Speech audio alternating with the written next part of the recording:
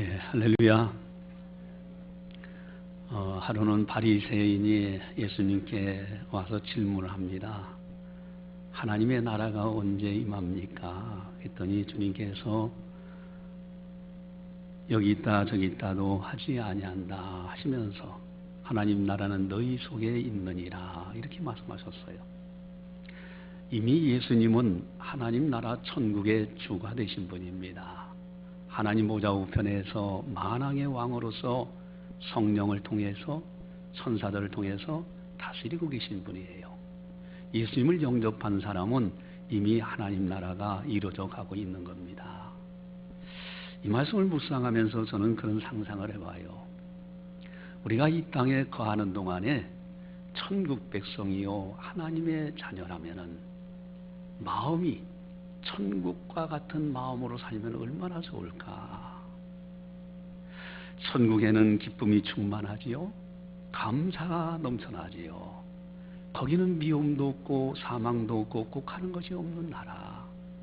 우리 마음이 천국이라면은 이렇게 기쁨과 감사가 넘쳐나면서 항상 하나님께 영광 돌리며 살아가는 이런 아름다운 마음으로 살면 얼마나 좋을까.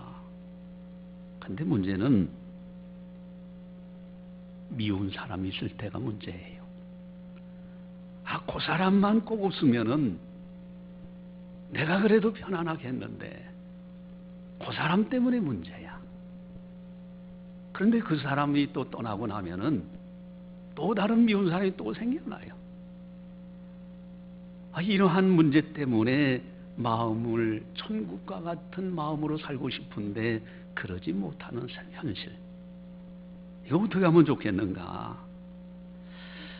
성경에 보면은 축복 중에 하나가 평안이라는 복과 평강이라는 복이에요. 하나님께서 끊임없이 우리에게 평강할지어다 이렇게 말씀하셔요. 과연 우리들의 마음은 평강의 복을 누리면서 살고 있느냐 하는 것입니다. 특별히 화목할 때, 다른 사람들과 화목할 때 이때 천국 같은 마음이 더 주어진다라는 것이죠. 참 오늘 본문에는 아주 해석하기 어려운 부분이 있어요. 분명히 어린이 하나, 믿는 자 하나, 그를 실족하게 하면 차라리 연자맷돌 메고 바다에 빠져지는 게 낫다.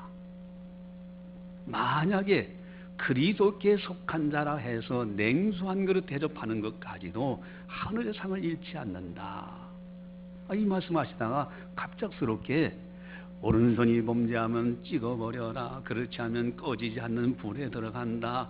눈이요 범죄하면 빼어버려라. 그렇지 않으면 지옥에 던져진다. 발이 범죄하면 발을 찍어버려라. 그렇지 않으면 지옥에 들어. 이 말씀들이 쭉 나와요. 그러다가 또 갑작스럽게 서로 화목하라.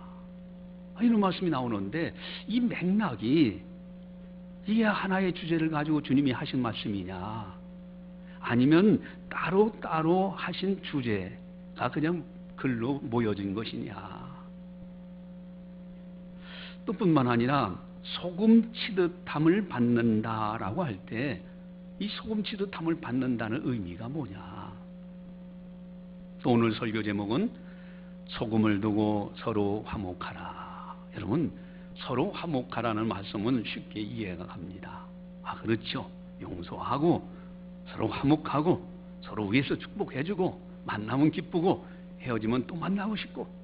그런데 소금을 두고, 도대체 소금을 두고 서로 화목한다 할 때 그 의미가 뭐냐? 본문에 해석하기 어려운 부분이 있습니다. 여러분, 서로 화목하라 하는 말씀은 너무너무 중요한 거예요. 미운 사람 용서하고 그리고 살아갈 때 화목해질 수가 있는 거예요. 근데 사실 용서와 화목이라는 거, 화해라는 거, 이거 쉽지 않습니다. 미운 사람 위해서 화목해야 되지 하고 기도하면 할수록 더 생각나요. 더 미운 마음이 더 들어요. 이걸 어떻게 극복하면 좋겠는가? 하나님께서 용서하라, 화해하라, 화목하라 이 말씀은요, 원수를 위해서 주시는 말씀이 아닙니다.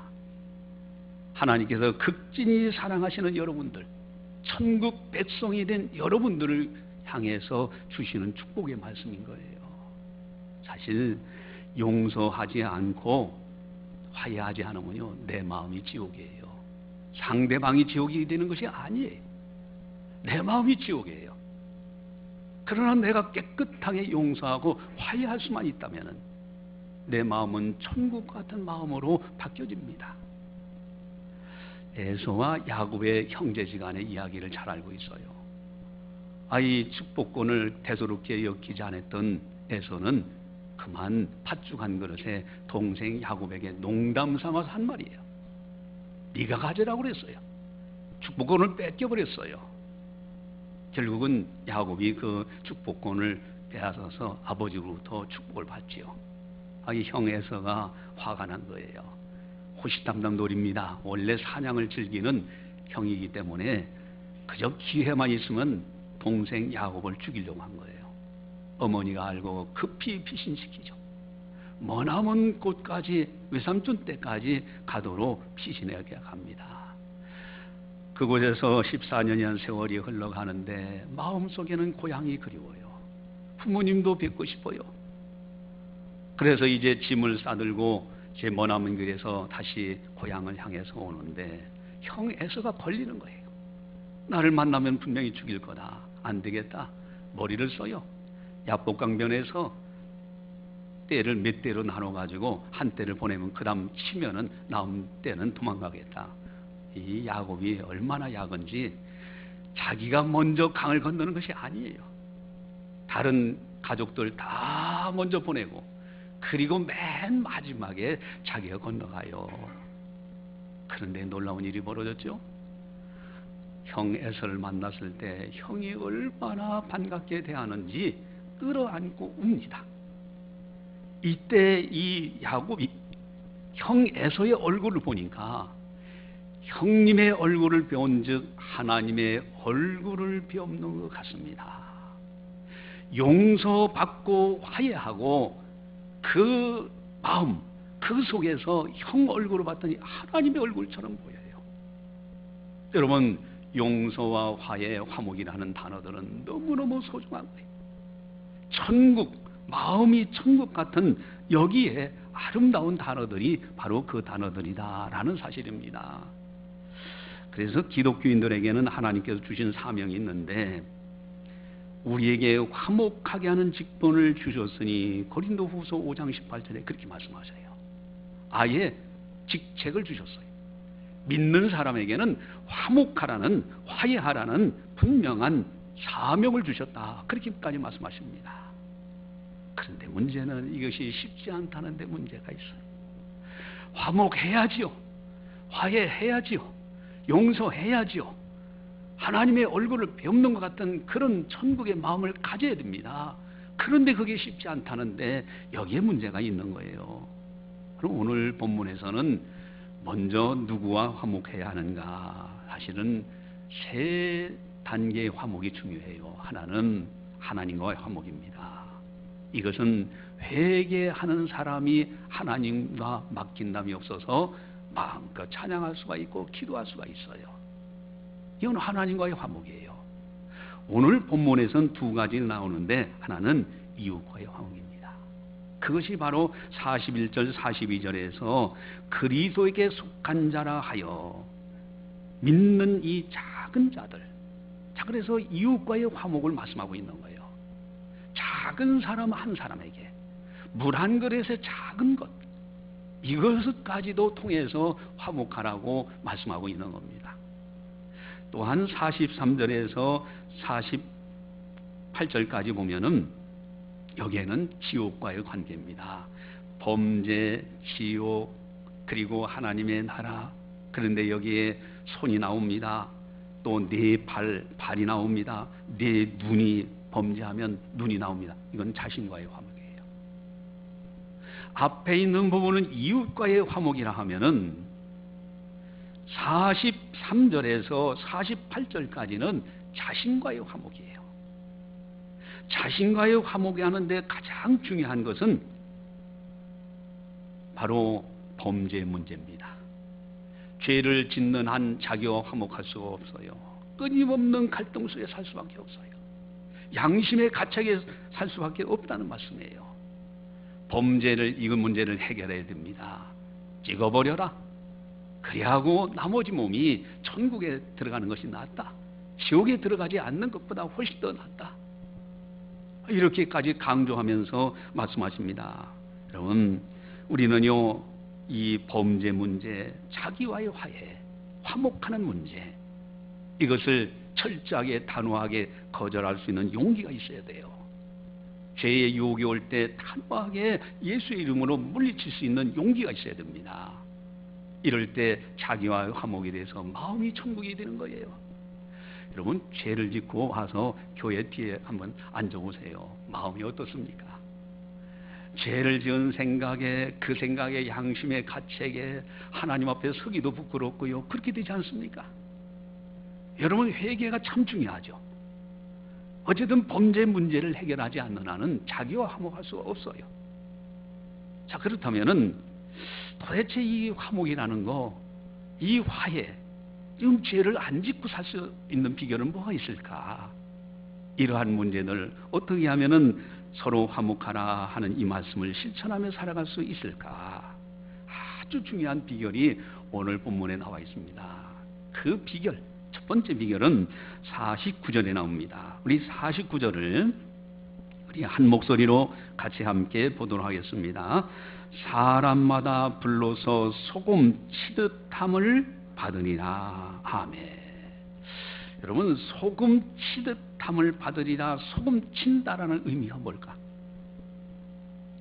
소금 친다, 이 be salted거든요. 그래서 소금으로 간한다. 원어로 보면 그렇습니다. 할리조라고 하는데 소금으로 간을 한다, 그런 뜻이에요. 소금 친다는 의미가. 근데 우리가 소금을 간한다 할 때에 국물에다가 소금을 넣어서 간하지, 불에다 소금 넣어서 간한 사람 없잖아요. with fire, 불로써 소금 치듯하면 소금으로 간한다. 이게 도대체 무슨 뜻이냐 이거예요. 아니, 국물에다 소금을 넣어서 간한다는 거 쉽게 이해하겠는데, 불로써 소금 치듯, 불과 함께 소금으로 간한다, 이게 무슨 뜻인가?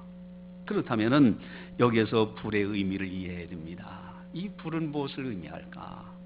어떤 해석서, 주석서에 보니까 그렇게 돼 있어요. 고통, 고난, 그것이 불이다. 그래서 그걸 통해서 그 사람의 인격이 다듬어지고 그 사람의 모든 것이 다듬어지면서 범죄도 하지 않고 이렇게 화목하는 직책을 감당할 수 있다라고 설명을 해나갑니다. 근데 저는 묵상해 보면서 과연 그 해석이 맞을까? 그러면 앞에 있는 지옥불이라는 단어가 왜 나왔을까? 그러면 여기에 갑작스럽게 불로서 소금 치듯함을 받는다 할 때 이 불은 다른 의미라면은 굳이 또 여기다 이렇게 넣어서 하실 이유가 뭐가 있을까? 앞에 있는 지옥불하고 관계없는 불일까? 그런데 앞에 가만히 들여다보니까요, 43절에 그렇게 나오죠. 지옥 꺼지지 않는 불. 48절에는요, 지옥이 얼마나 무서운지, 거기에서는 구더기도 죽지 않고 불도 꺼지지 아니하느니라. 계속해서 불이라는 단어가 나와요. 그 다음에 49절에서 불로서 소금치듯, 그렇다면 이 불은 지옥불이지 않느냐. 여러분, 불과 함께 소금으로 간한다 하는 설명을 영적으로 어떻게 설명됩니까? 지옥 형벌을 생각하면서 조심하는 모습을 말하는 거예요. 지옥 형벌을 생각하면 할수록 함부로 말하지 않습니다. 함부로 행동하지 않아요. 다른 사람에게 상처 주지 않아요. 지옥을 생각하는 사람은 항상 조심하게 돼 있어요. 그럼 우리가 천국과 지옥 갔다 온 경험을 한 간증들을 곧잘 듣잖아요. 그분들 간증을 보면은 천국 가서 봤을 때는 너무 좋은 곳이에요. 그것만 강조하면은 뭐 어떻게 하다 보면 천국 가겠지, 아니면은 천국 못 가도 뭐 어쩌고 저쩌고 이렇게 할 수가 있어요. 그런데 그분들의 간증의 공통점이 뭡니까? 지옥을 본 사람들은 한결같이 너무 무섭다는 거예요. 텔레비전에서요, 지옥불, 즉 어떤 불난 화재 현장만 봐도요, 지옥불이 생각나가지고 그렇게 두렵고 떨림이 있다는 겁니다. 여러분, 지옥불을 생각하는 사람은 절대 함부로 살지 않아요. 소금으로 간하며 살 수 있습니다. 지옥을 생각하는 사람은 다른 사람에게 상처를 주지 않으려고 해요. 범죄하지 않으려고 합니다. 그래서 지옥불로 간을 소금으로 간하듯이 살아가는 인생, 여기에 화목하게 할 수 있는 비결이 있는 거예요. 이웃과의 화목할 수 있는 비결, 자신과의 화목할 수 있는 비결이 지옥불을 생각할 줄 아는 사람, 그것으로 소금을 간하는 사람, 이것이 중요한 비결이다라는 말씀입니다. 또 한 가지 아주 중요한 비결이 있는데 그것은 50절입니다. 자, 50절을 우리 한 목소리로 같이 함께 보겠습니다. 소금은 좋은 것이로되 만일 소금이 그 맛을 잃으면 무엇으로 이를 짜게 하리요? 너희 속에 소금을 두고 서로 화목하라 하시니라. 아멘. 여러분, 서로 화목하라는 것은 다 이해가 가요. 너희 속에 소금을 두고 화목하라는 뜻이 뭐냐 이거예요. 이 소금이 뭐길래 소금을 두고 서로 화목할 수 있느냐?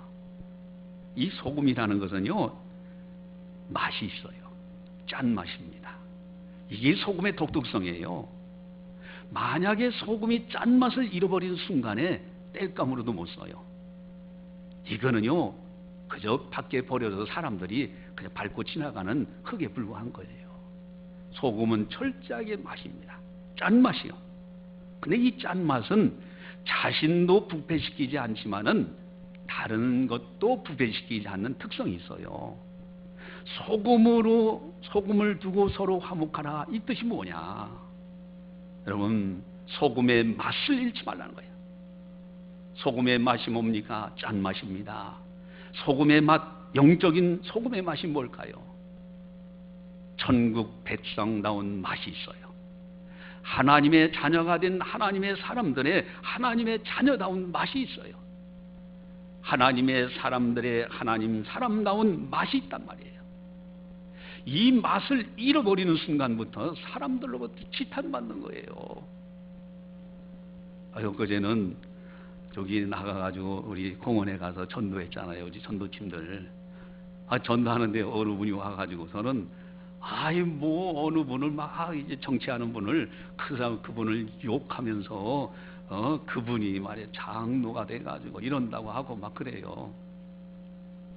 여러분, 그 모든 공과는 하나님이 판단하실 부분이에요. 다만 중요한 것은 어쨌든 기독교인이 맛을 잃어버리는 순간에 사람들로부터 짓밟히는 거예요. 천국 백성다운 맛, 소금의 맛, 하나님의 사람다운 맛, 하나님의 자녀다운 맛, 그것을 잃지 말아야 돼요. 여러분, 소금을 두고 서로 화목하라. 어떻게 하는 겁니까? 나는 하나님의 백성이다. 나는 천국 백성이다. 나는 하나님의 아들이다. 나는 하나님의 딸이다. 그 맛을 생각하면서 나의 나됨을 기억하면서 다른 사람 대할 때 상처 주고 싶지 않아요. 나의 나됨을 생각하면서 살아갈 때에 죄 지으라 하도 죄 짓고 싶은 마음이 없어지는 거예요. 여기에 진정한 화목이 있는 겁니다. 이웃과의 화목, 자신과의 화목, 소금을 두고 천국 백성의 맛, 그 맛을, 소금의 맛을 간직하면서 살아갈 때 진정한 부패도 시키지 아니하고 화목할 수 있다. 그리고 지옥불로 가나라, 소금으로 가나라. 항상 지옥의 그 무서움을 생각할 줄 아는 사람은 항상 조심하는 거예요. 오늘 본문에 이렇게 보니까요, 지옥이라는 단어가 나오면 성경에 불이라는 단어가 참 자주 등장해요. 대명사처럼. 그리고 지옥하면요, 그저 저승사자가 마귀가 데리고 간다 이렇게 정도가 나오는 것이 아닙니다. 던져져 버리라. 오늘도 본문 보세요. 45절에 지옥에 던져지는 것보다, 또 47절에도 지옥에 던져지는 것. 여러분, 던져집니다. 무서운 것이에요. 우리는요, 지옥을 생각하면서 나 자신을 조심하며 하나님 백성답게, 하나님의 사람답게 조심하면서 말하는 것, 이것이 너무 중요하다. 그리고 또 한 가지 오늘 본문에서 주의할 점이 있어요. 그것이 뭐냐? 많은 사람들이 놓치는 부분입니다. 그것은 41절과 42절에 보니까요, 그리스도께 속한 자라 하여 물 한 그릇입니다. 여러분, 흔한 것이 물이에요. 냉수 한 그릇 작은 거예요. 또 42절에 나를 믿는 이 작은 자들 중에 하나. 여러분, 좀 부족하고 좀 못났고 그런 사람이라 할지라도 작은 한 사람, 그들을 소중히 여기라는 거예요. 또 43절에서 48절까지도 보면은 내 손이 그리고 범죄하면 찍어버려. 그럼 한 손뿐이 안 남아요. 또 내 발이 너를 범죄하거든 찍어버려라. 그러면 저는 자가 돼요. 한 발뿐이 안 남아요. 그 다음에 내 눈이 범죄하거든 눈을 빼버리라. 그건 한 눈뿐이 안 남아요. 여러분, 하나라는 개념이 쭉 나와요. 이웃에게 부패하지 않게 하고, 이웃에게 화목하고, 자신에게 부패하지 않게 하고, 자신에게 화목하는 비결은 작은 것 하나하나를 소중히 여길 줄 알아야 돼요. 여기에서 진정한 화목이 있는 겁니다. 저는 제가 한번 그런 말씀을 드린 적이 있어요. 이제 신학교 다닐 때에 이 신학생들, 전도사님들끼리 모여가지고 철야기도 밤새도록 이제 하나님 앞에 부르짖어 기도하는 거예요. 이제 어느 교회 가가지고 그렇게 기도하는데 한 동역자 친구가 껌 하나를 탁 꺼내가지고 반쯤 잘려진 거, 그것을 얼른 나한테 주더라고.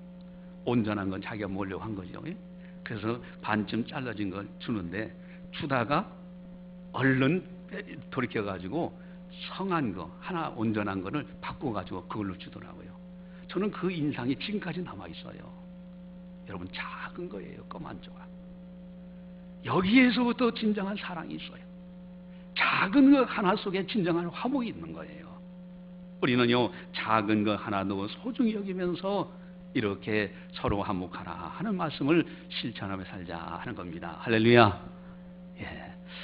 이제 텔레비전에 이렇게 보니까 그것은 사실이다라는 TV 프로가 있는데, 거기에 보니까요, 제목이 20여 년간 노예로 산 청년.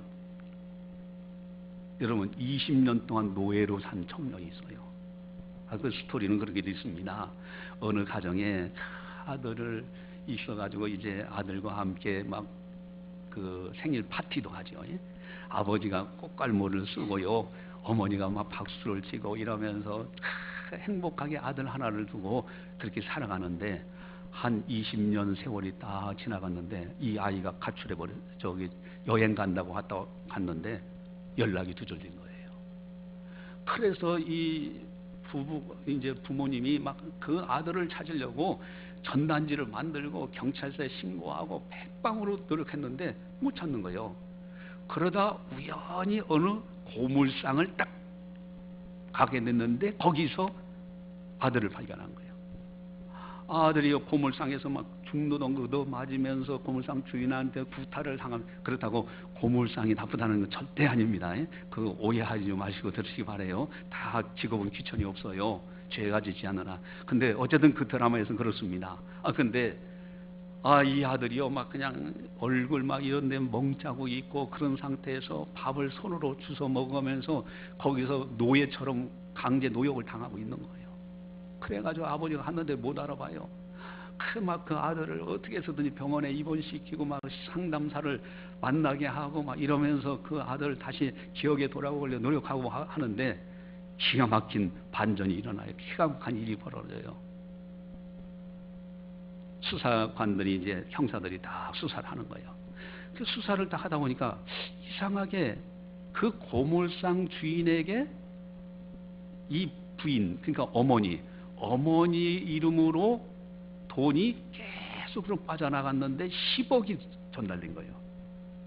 계속 뭐 돈이 얼마씩 빠져나가는 것이 20년 세월 동안 10억이 전달된 거예요. 이상하다. 수사관들이 그걸 또 이제 수사하게 됩니다. 하다가 수사관들이 그 부모님들 두 분을 데리고 가면서 내가 꼭 보여줄 때가 있습니다 하고 갔는데, 요양병원에 산소 마스크를 써 있는 한 청년을 보여주는 거예요. 그런데 자기 아들하고 똑같은 거예요. 이게 어떻게 된 거냐 이거예요. 근데 그 마스크를 쓰고 있는 그 아들을 딱 보는 순간에 그 자기 아들, 이게 막 이제 그 아빠와 이제 막 당황하지요. 그래서 나중에 수사에서 밝혀진 일이 있어요. 그게 뭐냐면은 그 어머니가 이제 시집을 왔는데 막 시집 식구들이 그렇게 박해를 하고요. 자식을 못 낳는다고 그러니까 이제 시집 와가지고 배에다가 뭐 여러 가지 혁대를 하고 헝겊 같은 걸 차고 그래서 임신한 것처럼 그렇게 흉내내고 하다가 결국은 다른 사람 매수해가지고 아이 하나를 데려다 줘라. 그래서 마치 내가 아기를 낳은 것처럼 해야 되겠다. 그래서 하는데 그 업자가 이제 구하려고 하니까 어느 날짜까지 이게 들어와 있나 왜 아기가 임신하고서 태어나는 날짜가 있잖아요. 그러니까 어느 날짜까지 아기를 하나를 데려다 줘야 된다. 아기 갓난아기를. 그러니까 막 돈을 이제 3천만 원 주고 뭐 이러면서 이제 해요. 그러다 보니까 이제 그래서 하나를 데려온 거예요. 그러니까 그 아기를 안고 자기가 친정집에서 낳은 아기라고 하면서 그 시가집에서 속인 거예요. 근데 그 아기를 데리고 온 사람이 누구를 데리고 왔느냐 하면은 쌍둥이를 데리고 온 거예요. 쌍둥이 중에 하나를. 근데 그러면 쌍둥이를 데려다 주고 하나이는 죽여야 되는데 도저히 양심상 죽일 수가 없다. 근데 그 데리고 온 업자가 누구냐? 고물상 주인이 된 거예요. 그 사람이 하나는 저쪽으로 보냈고 하나는 그 쌍둥이를 차마 죽일 수가 없어가지고 자기 집에 아주 노예처럼 20년 동안 그 청년을 학대하면서 키운 거예요. 그러니까 그 아이가 아예 뭐 부모인지도 모르죠. 뭐 전혀 뭐 안면이 없고 그저 태어나서 평생 살았던 데가 고물상이기 때문에 당연히 고물상으로 가려고만 하는 거예요. 이런 내막들이 쭉 나오는데 기가 막힌 일입니다. 여기에 마음에 천국이 있어요? 여기에 화목이 있어요? 이럴 때 저는 그 프로를 보면서 그런 생각을 해봤어요. 만약에 소금을 두고 서로 화목하라. 또 불로써 소금을 간함을 받는다. 지옥을 생각했던 사람들이라면은 이런 짓은 못했을 거예요. 아예 차라리 핍박당하고 이혼당하는 한이 있더라도 남의 아기 뺏어다가 자기 아기처럼 할 수가 없었을 것이고요.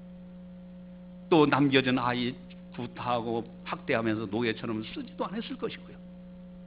여러분 소금 두고 천국을 생각하면서 만약에 하나님을 경외하는 사람이었더라면 그렇게 하겠어요. 근데 어쨌든 이제 그 드라마에서는 마지막은 유종현이로 하더라고요. 그 아빠가 훌륭한 거예요.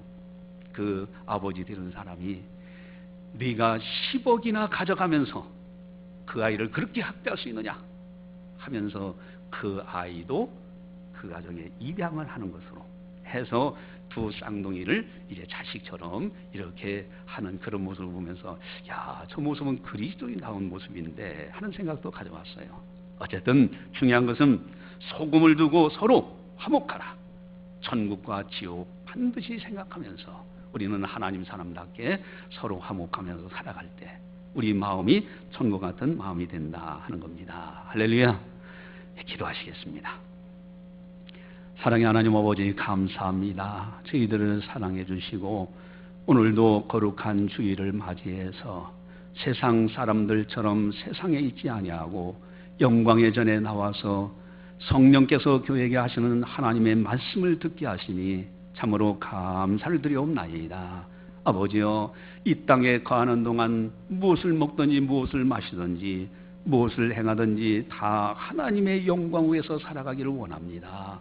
우리를 붙들어 주시옵시고 혹이나 우리가 죄를 짓고 하나님과 막힌 담이 있을 때는 즉시 회개해서 깨끗하게 용서받고 하나님과 화목하는 아름다운 우리의 삶이 되게 하여 주시옵소서. 또한 우리가 범죄할 때 우리 자신과 불화할 수밖에 없습니다. 양심의 가촉으로 고통스러워할 수밖에 없습니다. 이제 오늘 말씀 들었사오니 참으로 이 죄악의 문제, 그리고 이웃 작은 자 하나까지도 소중히 여기면서 화목하는 것, 이것이 너무너무 소중한 줄 믿사오니 자신과의 화목, 이웃과의 화목 속에 지옥을 생각하는 사람은 항상 조심이 있다는 말씀, 항상 지옥 형벌의 무서움을 생각하면서 생각도 말하는 것도 행동도 조심하면서 서로 화목할 수 있는 직분을 잘 감당케 하여 주시옵소서.